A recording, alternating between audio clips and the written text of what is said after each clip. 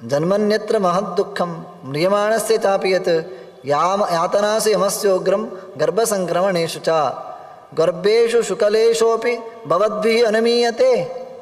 ಅವನು ಒಂದು ದೃಷ್ಟಿಯಿಂದ ಪ್ರಶ್ನೆ ಮಾಡಿದ ಹಾಗೆ, ಗರ್ಭದಲ್ಲಿ ಲವಲೇಶ ಸುಖವನ್ನಾದರೂ ಕೂಡ ಯಾರಾದರೂ ಕಂಡದ್ದುಂಟೋ? ಯಾರೂ ಕೂಡ ಗರ್ಭದಲ್ಲಿ ಲವಲೇಶ ಸುಖವನ್ನು ಕಂಡದ್ದಿಲ್ಲ. ಮಾಂ ಜಾನೀತವಯಂಬಾಲ ದೇಹಿ ದೇಹೇಶು ಶಾಶ್ವತಃ ಜರಾ ಯೌವನ ಜನ್ಮಾದ್ಯ ಧರ್ಮಾದೇಹಸ್ಯ ನಾತ್ಮನಃ ಭವತಾಂ ಕಥ್ಯತೆ ಸತ್ಯಂ ವಿಷ್ಣುರೇಕ ಪರಾಯಣಃ. ನನ್ನ ಮಾತನ್ನು ಕಡೆಗಣಿಸಬೇಡಿ. ಈ ಸಾಧನೆಯನ್ನು ನಾವು ಮಾಡಿದೆವು. ನಾವು ಪುಟಾಣಿ ಮಕ್ಕಳಿದ್ದೇವೆ. ನೀವು ಯೋಚನೆ ಮಾಡುವುದು, ಮಕ್ಕಳೇ, ನಾವು ಇನ್ನೂ ಸಣ್ಣ ಮಕ್ಕಳು, ನಾವು ಇನ್ನೂ ಎತ್ತರಕ್ಕೆ ಬೆಳೀಲಿಲ್ಲ. ದೊಡ್ಡವರಾದ ಮೇಲೆ ದೇವರ ಬಗ್ಗೆ ತಿಳ್ಕೊಳ್ಳುವಂಥದ್ದು ಉಂಟೇ ಉಂಟು. ನೀನು ಈಗಲೇ ಕಲಿಬೇಕು ಅಂತ ಹೇಳ್ತಾ ಇದ್ದಿ. ನಾವೇಕೆ ಇಷ್ಟು ಬೇಗ ದೇವರ ಬಗ್ಗೆ ಕಲಿಬೇಕು? ಸ್ವಲ್ಪ ಪ್ರಾಯ ಆದ ಮೇಲೆ ದೇವರ ಬಗ್ಗೆ ಯೋಚನೆ ಮಾಡ್ಬೋದಲ್ವಾ? ಅದಕ್ಕೆ ಅವನು ಹೇಳ್ತಾ ಇದ್ದಾನೆ, ಬೇಡ. ಯಾಕೆ? ಈ ದೇಹ ಎನ್ನುವಂಥದ್ದು ಶಾಶ್ವತವಾದದ್ದಲ್ಲ. ಒಂದು, ಇನ್ನೊಂದೇನು ಗೊತ್ತಾ? ನೀವು ಈಗ ಆರಂಭ ಮಾಡುವುದಲ್ಲ. ದೇಹೇಶು ಶಾಶ್ವತಃ. ದೇಹಿ ಅಂತಂದರೆ ದೇಹದಲ್ಲಿ ಇರುವಂತಹ ಜೀವ, ಅವನು ಶಾಶ್ವತನಾಗಿ ಇರುವವನು. ಹಿಂದಿನ ಜನ್ಮದಲ್ಲಿ ನೀವು ಏನೋ ಸಾಧನೆಯನ್ನು ಮಾಡಿದ್ದೀರಿ. ನೀವು ಈ ಜನ್ಮದಲ್ಲಿ ಈಗ ಆರಂಭ ಮಾಡುವಂಥದ್ದಲ್ಲ. ಹಿಂದಿನ ಎಷ್ಟೋ ಜನ್ಮದಲ್ಲಿಯೇ ನಿಮ್ಮ ಸಾಧನೆ ಎನ್ನುವಂಥದ್ದು ಆರಂಭಗೊಂಡಿದೆ. ಜರಾಯೌವನ ಜನ್ಮಾದ್ಯ ಧರ್ಮಾದೇಹಸ್ಯ. ಈ ಎಲ್ಲ ಅವ್ಯವಸ್ಥೆಗಳು ಕೂಡ ಅದು ದೇಹಕ್ಕೆಯೇ ಹೊರತು ಜೀವನಿಗೆ ಅಲ್ಲ, ಆತ್ಮನಿಗೆ ಅಲ್ಲ. ಅದೆಲ್ಲ ಕೇವಲ ದೇಹಕ್ಕೆ ಮಾತ್ರ. ಹಾಗಾಗಿ ಸಾಧನೆ ಯಾವ ಹೊತ್ತಿನಲ್ಲಿ ಆದರೂ ಮಾಡುವುದೇ. ನನಗೆ 60 ದಾಟಿತು, ಇನ್ನು ಮಾಡಲಿಕ್ಕೆ ಸಾಧ್ಯ ಇಲ್ಲ. ಪುರಾಣ ಆಶ್ವಾಸನೆ ಕೊಡ್ತಾ ಇದೆ, ನಿಮಗೆ ದೇಹಕ್ಕೆ ಸಂಬಂಧ, ನೀವು ಓದುವಂಥದ್ದು ದೇಹಕ್ಕೋಸ್ಕರ ಅಲ್ಲ, ದೇಹವನ್ನು ಬಿಟ್ಟು ಹೋಗಲಿಕ್ಕಿದೆ. ಕೊನೆಯ ತನಕ ಎಷ್ಟು ನಾವು ಕೇಳ್ತೇವೆಯೋ ಅಷ್ಟೂ ಲಾಭವೇ. ಅದರಲ್ಲಿ ಯಾವುದೇ ರೀತಿಯಾದ ನಷ್ಟ ಇಲ್ಲವೇ ಇಲ್ಲ. ಕಾರಣ ಅದು ಜೀವನಲ್ಲಿ ಎಲ್ಲವೂ ಕೂಡ ಉಳಿದುಕೊಂಡಿರ್ತದೆ, ದೇಹವನ್ನು ಮಾತ್ರ ಬಿಟ್ಟು ಹೋಗಲಿಕ್ಕೆ. ಅದರಿಂದಾಗಿ ನೀವೇನು ಮಾಡಬೇಕು? ಎಷ್ಟು ಸಾಧ್ಯವೋ ಅಷ್ಟು ದೇವರ ಬಗ್ಗೆ ತಿಳ್ಕೊಳ್ಳಿಕ್ಕೆ ಪ್ರಯತ್ನ ಪಡಬೇಕು.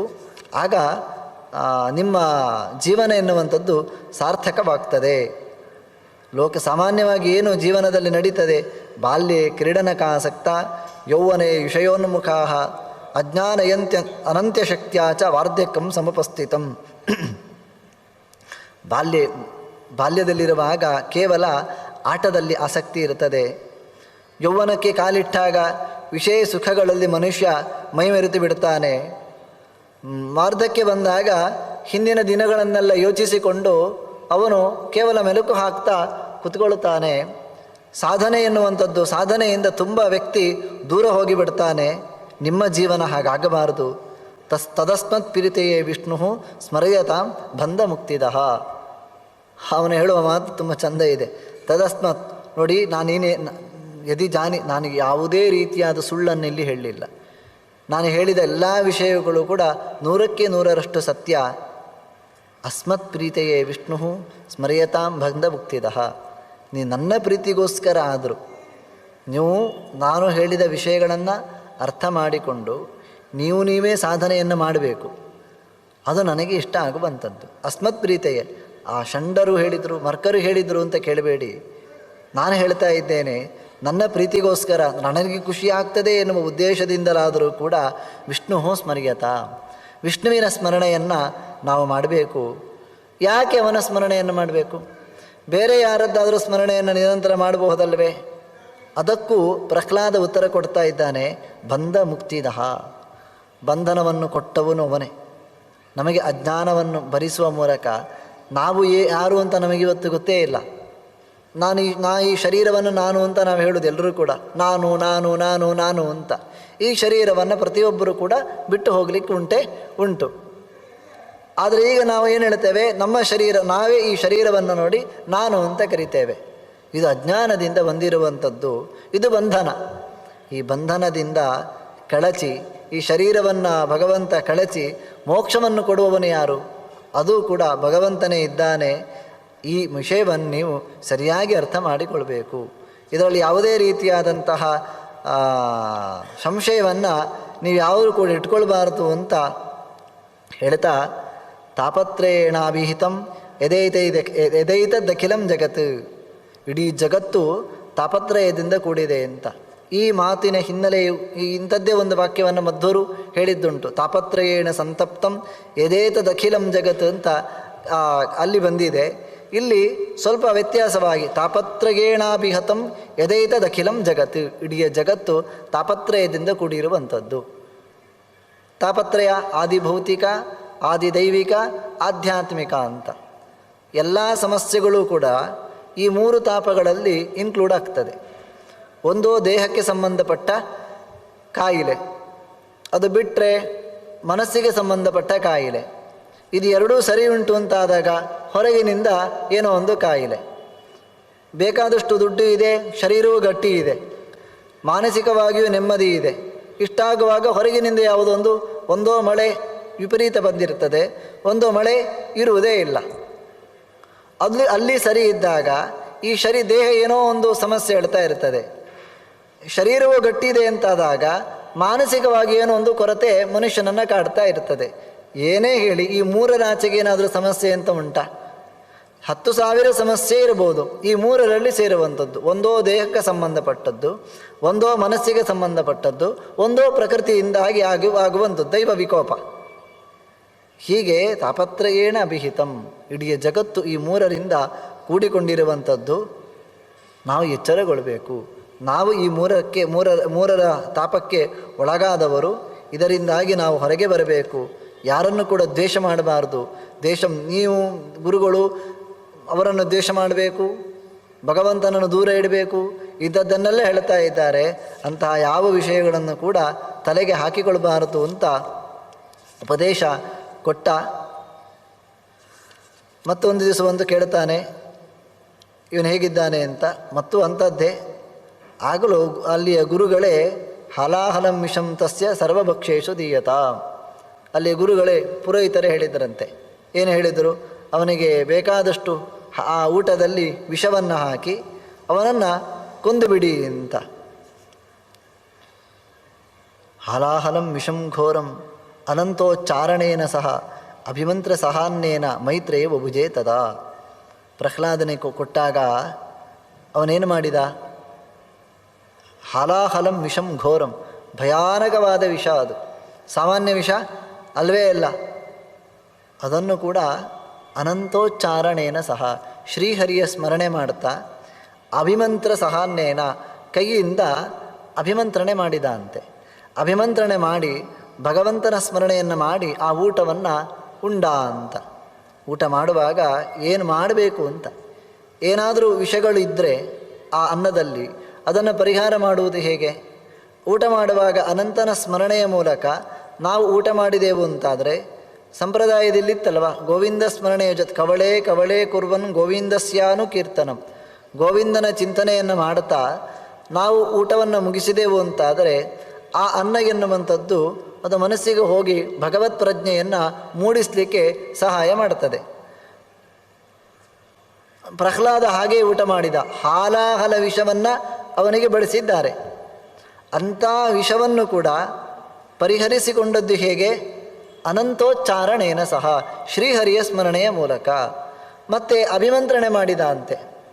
ಶಾಸ್ತ್ರದಲ್ಲಿ ಇದೆ, ಶಾಸ್ತ್ರಕಾರರು ಹೇಳ್ತಾರೆ ಊಟ ಮಾಡುವಾಗ ಏನು ಮಾಡಬೇಕು ಅಂತ.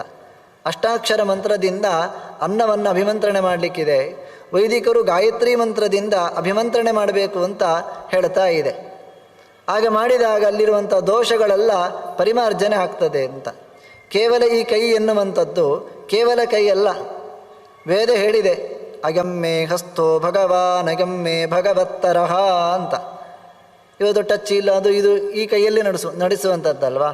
ಈ ಅಂಗೈಯಲ್ಲಿ ಭಗವಂತನ ಸನ್ನಿಧಾನ ಇದೆ. ವಿಶೇಷವಾಗಿ ಧನ್ವಂತರಿಯ ಸನ್ನಿಧಾನ ಇದೆ.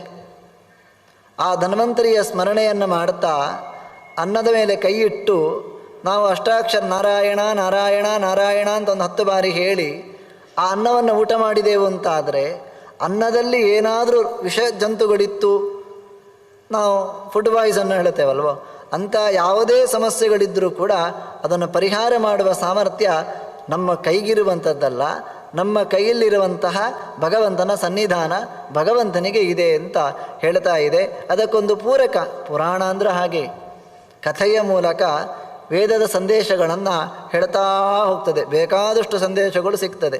ಅಲ್ಲಿ ಅವನು ಹಾಗೆ ಊಟ ಮಾಡಿದ ಅಂತ ನಾವದರಿಂದ ತಿಳ್ಕೊಳ್ಬೇಕು, ನಾವು ಹೇಗೆ ಊಟ ಮಾಡಬೇಕು ಅಂತ. ಅನಂತೋಚ್ಚಾರಣೇನ ಸಹ ಅಭಿಮಂತ್ರ್ಯ ಸಹಾನ್ನೇನ ಮೈತ್ರೇಯ ಬುಭುಜೆ ತದಾ. ಮೈತ್ರೇಯರೇ, ಪರಾಶರಿ ಹೇಳ್ತಾ ಇರುವುದಲ್ವಾ, ಅವನೇನು ಮಾಡಿದ ಗೊತ್ತಾ? ಅಭಿಮಂತ್ರಣೆ ಮಾಡಿ ಆ ಊಟವನ್ನು, ಆ ಹಾಲಾಹಲದಿಂದ ಬೆರೆಸಿದ ಊಟವನ್ನು ಮಾಡಿದ. ವಿಕಾರಂ ಸದದ್ಭುಕ್ತ ಪ್ರಹ್ಲಾದ ಸ್ವಸ್ಥ ಮಾನಸಃ, ಮನಸ್ಸಿನಲ್ಲಿ ಒಂದಿನಿತೂ ವಿಕಾರ ಆಗಲಿಲ್ಲ. ಯಾಕೆ? ವಿಕಾರರಹಿತನಾದ ಭಗವಂತನ ಯೋಚನೆಯಲ್ಲಿ ಊಟ ಮಾಡಿದ್ದು. ನಮಗೆ ಊಟ ಮಾಡಿದ ಕೂಡಲೇ ಮನಸ್ಸು ವಿಕಾರ ಆಗ್ತದೆ. ಆ ಅನ್ನ ಹೇಗಿರ್ತದೋ ಅಂಥದ್ದೇ ನಮ್ಮ ಮನಸ್ಸು. ಇಲ್ಲಿ ಯಾವುದೇ ವಿಕಾರ ಆಗಲಿಲ್ಲ.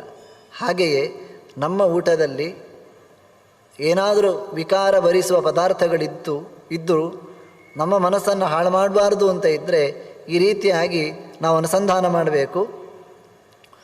ಅಡಿಗೆಯವರು ಬಂದು ಹೇಳಿದ್ರಂತೆ, ಸೂದಾವೂಚು ಆಗಲಿಲ್ಲ. ಜೀರ್ಣಂ ತೇನ ಸಹಾನೇನ ಪ್ರಹ್ಲಾದನ ಸುತೇನತೆ. ಎಲ್ಲ ಜೀರ್ಣಿಸಿಕೊಂಡ ನಿನ್ನ ಮಗ, ಅದು ಏನು ಮಾಡ್ತಾರೋ ಗೊತ್ತಿಲ್ಲ. ಊಟ ಮಾಡಿದ, ನಾವು ಹಾಕಿದ್ದೇವೆ, ಏನು ಮನಸ್ಸಿನಲ್ಲಿ ಒಂದು ಇನಿತು ವಿಕಾರ ಆಗಲಿಲ್ಲ, ಶರೀರಕ್ಕೆ ಯಾವುದೇ ರೀತಿಯಾದ ಹಾನಿಯು ಕೂಡ ಆಗಲಿಲ್ಲ ಅಂತ. ಮತ್ತು ಅವನು ಹೇಳಿದ, ತಂದೆ ಕೃತ್ಯಾಂ ತಸ್ಯ ವಿನಾಶಾಯ, ಮಾಟಮಂತ್ರ ಏನಾದರೂ ಮಾಡಿ ಅಂತ ಅವನು ಹೋಗಬೇಕಷ್ಟೆ. ನಮ್ಮ ವಂಶಕ್ಕೊಂದು ಕಂಟಕಪ್ರಾಯನಾಗಿ ಅವನು ಬಂದಿದ್ದಾನೆ, ಅವನು ಮಾಟಮಂತ್ರ ಮಾಡಿ ಆದರೂ ಅವನನ್ನು ಮುಗಿಸಿಬಿಡಿ ಅಂತ. ಒಟ್ಟಿಗೆ ಸೇರಿದ್ರು ಅಲ್ಲಿರುವಂತಹ ಅವನ ಗುರುಗಳೆಲ್ಲ. ಪ್ರಹ್ಲಾದ ಹೇಳಿದ, ಏನು ಮಾಡಿದರೂ ಕೂಡ ನಿಮ್ಮಿಂದ ಪಿತಾ ಗುರುರ್ನ ಸಂದೇಹ ಪೂಜನೀಯ ಪ್ರಯತ್ನ ತತ್ರಾಪಿ ನಾಪರಾಧ್ಯಾಮಿ ಇತ್ಯೇವಂ ಮನಸಿ ಮೇ ಸ್ಥಿತಂ. ಅವನನ್ನು ಏನು ಮಾಡಿದರೂ ಅವನನ್ನು ಮುಗಿಸ್ಲಿಕ್ಕಾಗ್ತಾ ಇಲ್ಲ. ಕೊನೆಗೆ ಒಂದು ಕೃತ್ಯವನ್ನು ಬಿಟ್ರಂತೆ. ಅದೇನು ಮಾಡಿತು ಅಂತಂದರೆ ಅವನನ್ನು ನಾಶ ಮಾಡುವಂಥದ್ದು, ಬೆಂಕಿಯಿಂದ ಸಂಹಾರ ಮಾಡುವಂಥದ್ದು. ಅದು ಯಾರು ಬಿಟ್ಟಿದ್ದಾರೋ ಅವರನ್ನೇ ಸುಡ್ತಾ ಇದೆ. ಅವರು ಬೊಬ್ಬೆ ಹೊಡಿತಾ ಇದ್ದಾರೆ. ಭಗವಂತನ ಬಳಿಗೆ, ಪ್ರಹ್ಲಾದನ ಬಳಿಗೆ ಅದನ್ನು ಕಳುಹಿಸಿದ್ದಾರೆ. ಕಳಿಸಿದಾಗ ಅವನ ಹತ್ತಿರಕ್ಕೆ ಹೋಗಿ ಭಗವಂತನಿಗೆ ಪ್ರಹ್ಲಾದನಿಗೆ ಚಕ್ರದ ಅಭಯ ಸಿಕ್ಕಿದೆ. ಆ ಚಕ್ರಕ್ಕೆ ಹೆದರಿ ಅದು ಯಾರು ಬಿಟ್ಟಿದ್ದಾರೋ ಅವರನ್ನೇ ಕಬಳಿಸ್ಲಿಕ್ಕೆ ಹೋಗ್ತಾ ಇದೆ. ಅಂತಹ ಸಂದರ್ಭದಲ್ಲಿಯೂ ಕೂಡ ಪ್ರಹ್ಲಾದ ಏನು ಮಾಡಿದ ಅಂತಾದರೆ ತನ್ನ ಪುಣ್ಯವನ್ನೆಲ್ಲ ಅಡಕಿಟ್ಟ ಅಂತೆ. ಅವನು ದೇವರ ಬಳಿ ಪ್ರಾರ್ಥನೆ ಮಾಡ್ತಾ ಇದ್ದಾನೆ, ದೇವರೇ, ನಾನೇನಾದರೂ ಪುಣ್ಯ ಮಾಡಿದ್ದೆ ಅಂತಾದರೆ ಅದು ಯಾವುದೇ ರೀತಿಯಾಗಿಯೂ ಕೂಡ ಅವರಿಗೆ ತೊಂದರೆಯನ್ನು ಕೊಡಬಾರದು ಅಂತ. ಹೀಗೆ ಅವರು ಬಂದು ಆಶೀರ್ವಾದ ಮಾಡ್ತಾರೆ. ಮಗು, ನಿನ್ನಿಂದಾಗಿ ನಾವು ರಕ್ಷಣೆಯನ್ನು ಹೊಂದಿದ್ದೇವೆ, ನಿನಗೆ ದೇವರು ಒಳ್ಳೆಯದು ಮಾಡಲಿ, ನಿನಗೆ ರಕ್ಷಣೆಯನ್ನು ಮಾಡಲಿ ಅಂಥೇಳಿ ಮತ್ತೆ ಹೋಗಿ ಹೇಳಿದ್ದು ಹಿರಣ್ಯಕಶಿಪುವಿನ ಹತ್ರವೇ, ಹೀಗಾಗಿದೆ ಅಂತ. ಪುತ್ರ ಪೌತ್ರ ಧನೈಶ್ವರ್ಯ ಯುಕ್ತೋ ವತ್ಸ ಭವೋತ್ತಮಃ, ನಿನಗೆ ಒಳ್ಳೆಯದಾಗಲಿ ಮಾರಾಯ ಅಂತ ಹೇಳಿ ಅವರ ಆಶೀರ್ವಾದವನ್ನು ಮಾಡ್ತಾ ಇದ್ದಾರೆ. ಅವನು ಹೇಳ್ತಾನೆ, ಇದೆಲ್ಲ ಕೇಳಿದಾಗ ತಂದೆ ಕೇಳ್ತಾನೆ, ಏನು ಮಾಡಿದರೂ ನಿನಗೇನು ಆಪತ್ತು ಕೂಡ ಆಗ್ತಾ ಇಲ್ಲ, ಅದಕ್ಕೆ ಕಾರಣ ಏನು ಅಂತ.